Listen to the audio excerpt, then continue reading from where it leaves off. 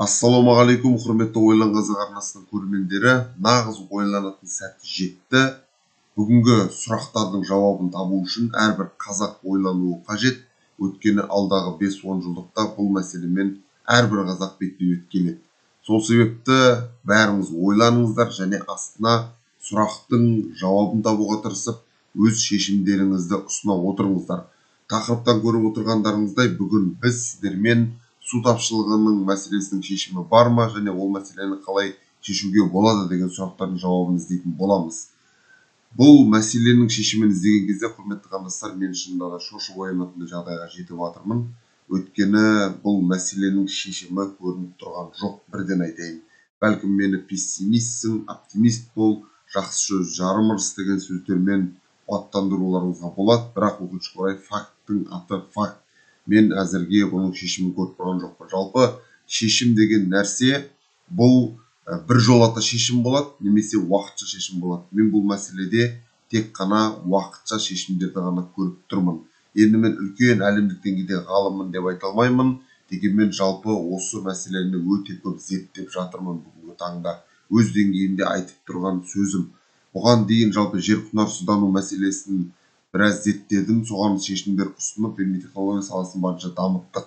Ал өкінішке орай бұл су тапшылығының мәселесінің шешімін табу өте күрделі болып тұр. Неге десеңіздер, бұл біздің Қазақстанның қолындағы мәселе болып тұрған жоқ, немесе бізге ғана қатысты емес. Міне, назарларыңызда Қазақстан Республикасының картасы спутниктен түсірілген. Міне мына жерде Арал теңізі өздеріңіз көріп тұрғандай тартылып кеткен. Енді сондай қауіп Каспий теңізінде де төніп тұр. Енді жалпы біздегі су тапшылығының мәселесін мен алдыңғы видеода айтқан болатынмын. Ол мына жақта міне Тәжікстандағы мына мұздықтардан келетін су, яғни ауыл шаруашылығына қолданылатын. Бірақ өкінішке орай оның барлығының негізгі себебі әлемдік жаһандық жылыну болып тұрғандықтан біз бүкіл әлемге ағаш отырғызып, жаһандық жылынуды қайтара алмаймыз бетін. Неге? Себебі жаһандық жылыну деген нәрсе ол бүкіл әлемдік елдердің бір-бірімен экономикалық жарысқа түсе отырып, көміршін газын ауаға өте көп таратуынан туындап жатқан мәселе. Ал оны шешу үшін бүкіл әлемге ағаш отырғызып шығу керек. Ал біз бүкіл әлемге ағаш отырғызбай-ақ өзіміздің елге толықтай ағаш отырғызу үшін, ол үшін де бізге су керек қой. Ағаш сусыз өспейді. Сол себепті бұл бір-бірімен өте тығыз байланысты мәселе. Жалпы бір жолата шешімін мен көріп тұрған жоқ екенімді бірден айттым, бірақ уақытша шешім бар. Уақытша шешім ол суды үнемдеу. Суды үнемдеу және тағы да үнемдеу. Енді соған қатысты айтатын болсақ, суды үнемдегенде де су технологияларын жылдам арада енгізу өте маңызды. Су үнемдеу технологиялары, әсіресе ауыл шаруашылығы саласында мынау жаңбырлатып суғару, тамшылатып суғару секілді суды үнемдейтін технологияларды жылдам арада тиімді түрде бір-бірімізге насихаттай отырып енгізуіміз қажет. Және сонымен қатар біздің мұнай индустриямызда, мына батыс аймақта орналасқан, оған да өте көп су қажет. Оны да барынша жаңа технологиялар ойлап табу керек. Ал бұл технологияларды ойлап табу үшін бізге не керек? Әлбетте ғылым керек. Егер біз ғылымға бет бұрмайтын болсақ, ғылымды дамытпайтын болсақ, онда өкінішке орай су технологияларын енгізу де мүмкін болмайды. Және өте маңызды нәрсе суды үнемдеуде ысырап қылмау маңызды. Бүгінде ауыл шаруашылық саласында Түркістан облысы, Жамбыл облысы, Қызылорда облысы, Алматы облысында су ысырап болып жатыр. Яғни біз әрбіріміз мұсылман ретінде Алла Тағала бізге ысырап қылмауды бұйырған. Біз ысырап қылмауға барынша әрекет жасауымыз қажет. Бүгінгі таңда жалпы біздің басшылардың айтуынша 2030 жылға қарай су тапшылығы айтарлықтай сезіледі деп отыр. Ал 2040 жылдарға қарай президент Тоқаевтың сөзін өткенде айтқанымдай 12-15 миллиард текше метр су тапшылығы болады деп отыр, құрметті қандастар. Енді бұл тапшылықтарды біз тек қана соза аламыз. Ол үшін жаңа айтқанымдай су технологияларын жылдам арада эффективті түрде енгізуіміз қажет. Ал егер оны енгізбейтін болсақ жылдам арада, онда бұл мәселе күрделене береді. Ысырапшылдыққа жол бере беретін болсақ, ол уақыт не бері қарай жылжиды, жылдам арада су тапшылығы орын алады, алдағы 4-5 жылдың ішінде орын алуы мүмкін. Ал егер біз су технологияларын тиімді түрде енгізетін болсақ, онда оны біз ары қарай созамыз. міне осындай ғана шешім бар. Ал біржолата шешім өкінішке орай мен көріп тұрған жоқпын. Енді мен өзімді өте керемет, ақылды, ең дана адам деп айтпаймын.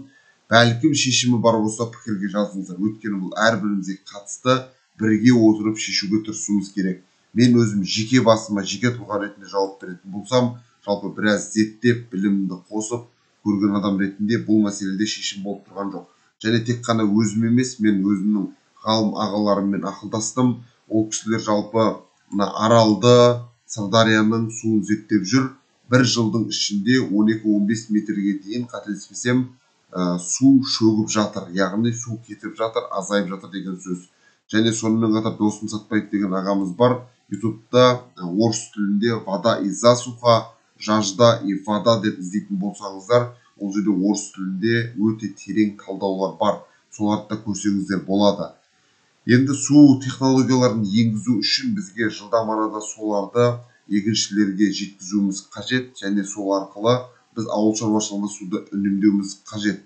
Ал адамдардың суға деген былайша айтқанда қажеттілігі ол өте аз, дегенмен бізде күнделікті өмірімізде суды үнемдеп пайдалануымыз қажет.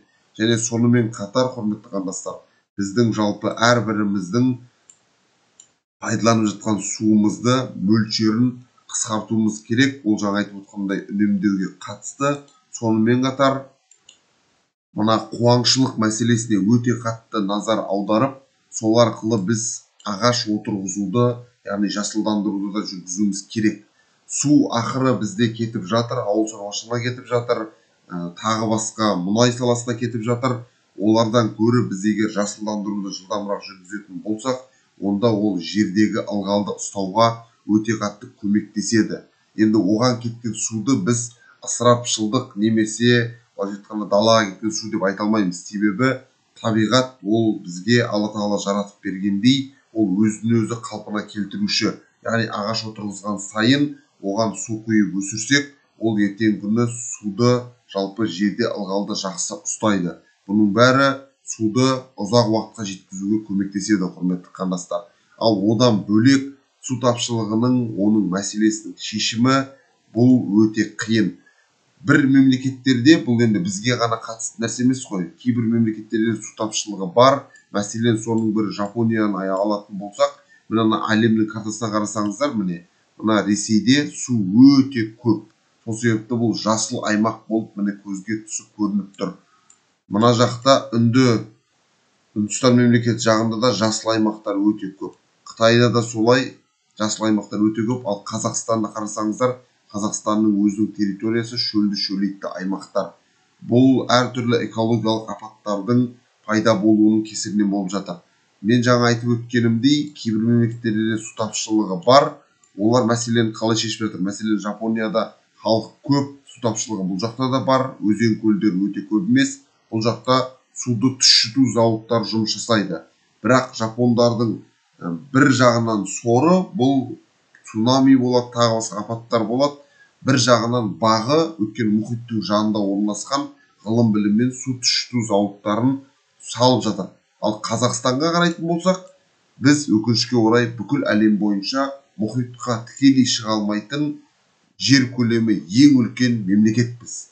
Енді бұл мәселені біз алдағы уақыттарда тереңірек талдаймыз, құрметті қандастар. Әзірге менің айтарым осы: су тапшылығының дәл қазіргі таңда біржолата шешімі жоқ. Менің көзқарасым тұрғысынан. Бірақ сіздер бәлкім білетін болсаңыздар, астына жазыңыздар. Мен қуана міндетті түрде ол пікірдің барын оқитын болам, бірге талдайық. Ал уақытша шешім ол тек қана суды үнемдеу және үнемдеу. Күнделікті тұрмыс тіршілігімізден бастап, ауыл шаруашылығында, мұнай индустриясында, экономикада барлық жерде суды үнемдеуіміз қажет. Ал егер үнемдемей ысырап қыла беретін болсақ, Алла Тағаланың өзі ысырап қылушыларды сүймейді.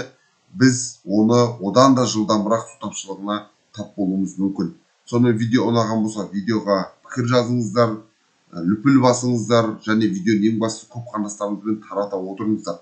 Бұны әр қазақ көрген сайын, әр қазақ суды үнемдесе, онда барынша біз су тапшылығын ары қарай сусатын боламыз. Және видеоны бәріңізді таратып отырыңыздар. Және видео ұнаған болса, лүпіл басыңыздар. Келесі видеода кездескенше, ассалаумағалейкум, құрметті қандастар.